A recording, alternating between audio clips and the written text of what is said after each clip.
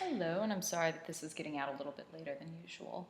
I'm hoping that because the beginning investigation into circles is a little bit more based in prior student experience, students are finding that they're fairly successful with the homework. But I did want to get this out in case people needed to check in before tomorrow. First, looking at our practice check from Tuesday, if you remember on Monday we were thinking about why does measuring precision matter? And if you're measuring things and don't have completely exact data, how can you still figure out if a relationship is approximately proportional, if it's close to proportional? In this case, we've got 5 people, and we are trying to see, is the height of the person proportional to their foot length? Like, is a person's foot length going to give you information about what their height's going to be?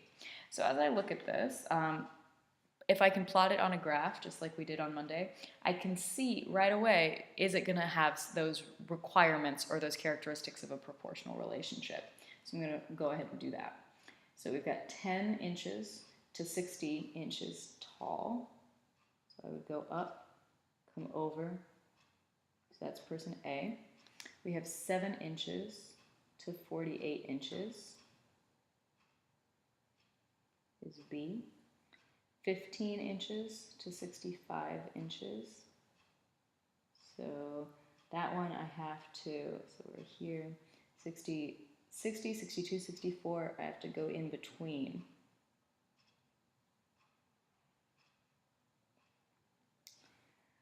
For C, D is going to be 12 to 70.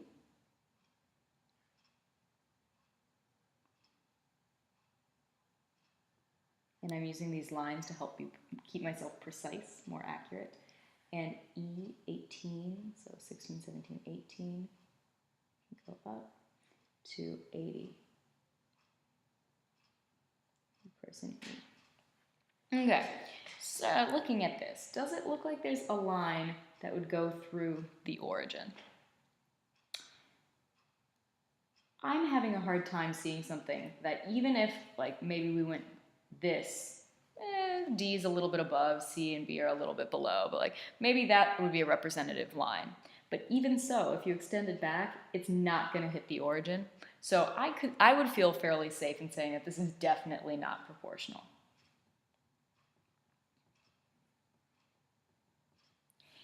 It really has no chance of going back to 0, 0.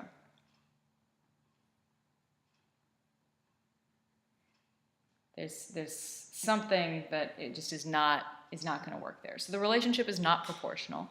That doesn't mean that there's not a relationship between how tall you are and how large your feet is, but it's not just something where you can take your foot size and multiply it to get the height of the person.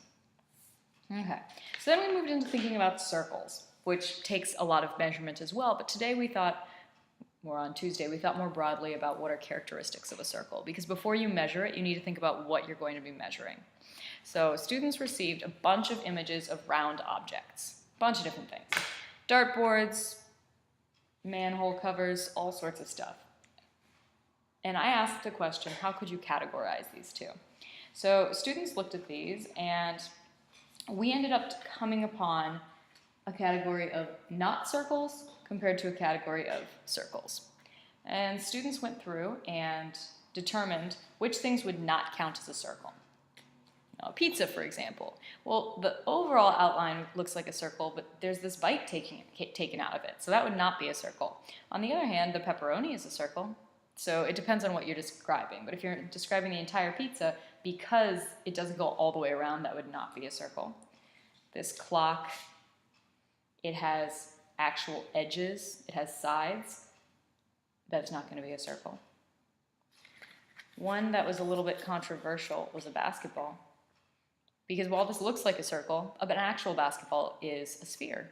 It's 3-dimensional. A circle is not going to be 3-dimensional. And then something like the rug or the boiled egg, people use words like oval, kind of oblong, things like that. It doesn't seem perfect. Aiden talked about needing it to be perfect. And I pushed on what does perfect mean here. And we thought about things like the length and the width. If you look at the length and you look at the width, it's longer than it is wide. If you turned it this way, it's now wider than it is long. A circle, on the other hand, is going to be as long as it is wide, And everywhere that you go across the widest part of that circle, it's going to be the same length. And that's something that makes a circle special. So using this, we can determine some characteristics that all circles have in common. Let's start with this length-width ratio idea. So all circles are as long as they are wide, which means all points on the circle, and that'll be my circle, are equally far from the center. Because in this one, if you had your center here, this is much closer, this is much farther away. On something that's a circle, if I have my center, everything is going to be the same distance from that center. And that's something that makes a circle special. Something else, if we take the basketball, this is three-dimensional, it has volume. A circle is not, a circle is flat. And actually, it's just the outline is the circle. If you have something like this, you might call it a circle, but you could also call it a disc. But I'm okay with both of these being called a circle if you want. This one is important. It cannot have sides. A circle doesn't have sides. It's not a polygon.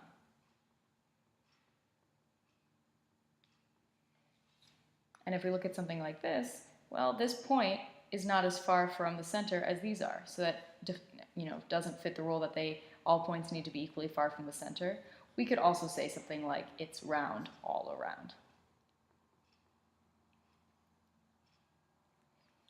So then when you're looking at the circular objects, we know what makes a circular object unique compared to all the non-circular objects, but how could you measure this? Because if I have a wagon wheel and I have an airplane propeller that's spinning around, right, and making a circle like that, those aren't the same size. They're also not the same size as irrigation over an entire field. That would be much larger.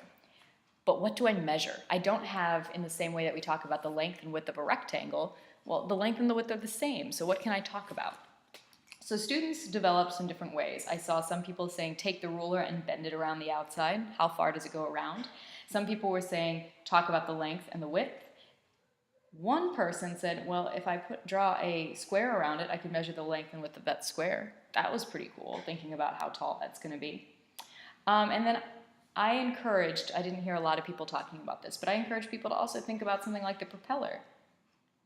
How long is that propeller? That's going to also affect how big your circle is. So we have several different ways that we can describe circles. And they have a unique vocabulary that we can relate to the other shapes that we've been measuring in the past.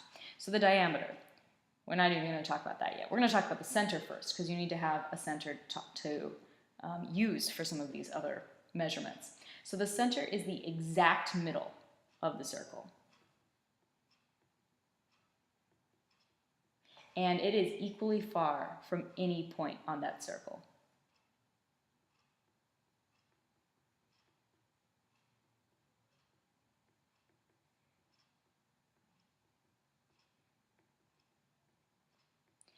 That means that if I measure through it, I'm going to get the complete length of that circle. If I were to measure down here, that wouldn't be the whole length. If I come up here, that is as far across as that circle is going to get. But that's not the only way to do it, since we also said you could go up and down. That would also work.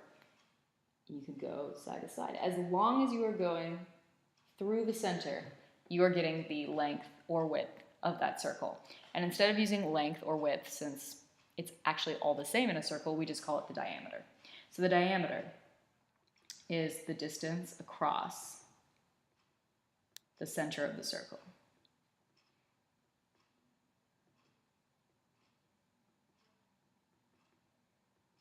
And it's like the length or the width.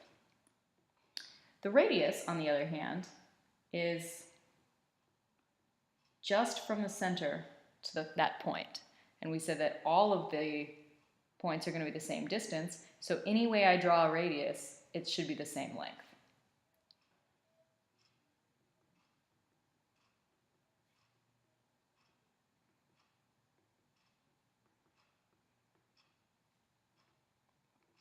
And then finally, for those people who are thinking about bending a ruler around it or using measuring tape to go around, that's the circumference.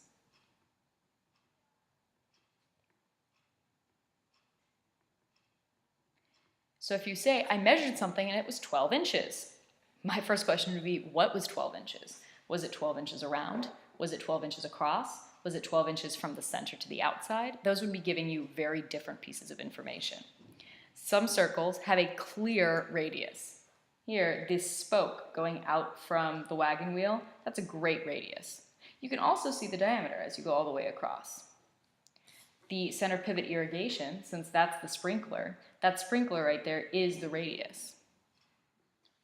Something like the grill has a nice example of a diameter going through the center. And it also has a great example of things that are not diameters or radii either.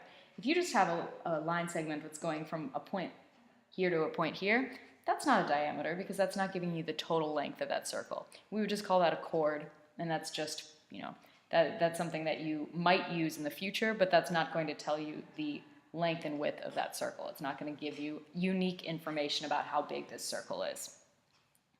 And then if you're interested in looking at the circumference, while all circles have circumference because they all have a distance around them, some things are really just the circumference. Like here, this yo-yo trick. If you have your radius, the yo-yo string, what you're seeing is that circumference right there. And it would be the same with a glow necklace. What you see is the necklace. That's the circumference.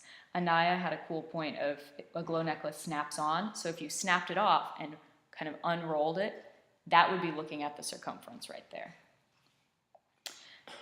So if we have three people who are being a little bit imprecise, and they say that each of the things that they measured was 24 inches, I would have some questions for them. We have someone who said that the glow necklace was 24 inches, someone who said that the yo-yo trick was 24 inches, someone who said that the bike wheel was 24 inches.